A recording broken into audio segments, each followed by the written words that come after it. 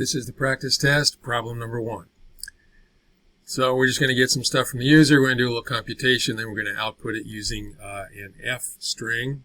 I guess it doesn't specifically say that, but it does say to print with 3 decimal places, and an F string is the simplest way to do that. So we're going to get 2 numbers. We're going to divide the numbers. We're going to print out the answer to 3 decimal places. I'm going to copy this stuff, and we're going to go over into Spider here, and I'm going to paste it in.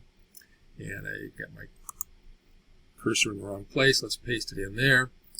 And let's comment those out. I just want that for reference. I don't have to keep flipping back and forth. So I'm going to do Control 1, which will put a pound sign in front of every line and comment it out. So what I want to do is I want to get the number of hits, and it's going to be an integer, and I have to do input. Input's going to give me a string. That's why I need to convert it to an int. And I'm going to say how many hits. Then I'm going to get the at-bats. That's also an integer, and so I have to take my input string and convert it. Let's do quotations consistently here.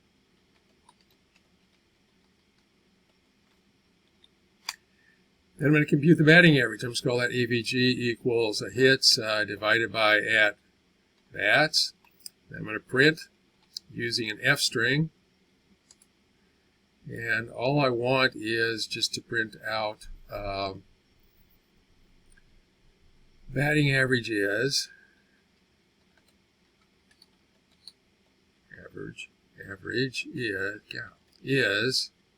and then a space, and then in curly brackets my average variable, and then a colon, and then the formatting information. Well, I want 5 columns. There's going to be 3 digits to the right, 1 to the left, plus the decimal point is 5 columns total.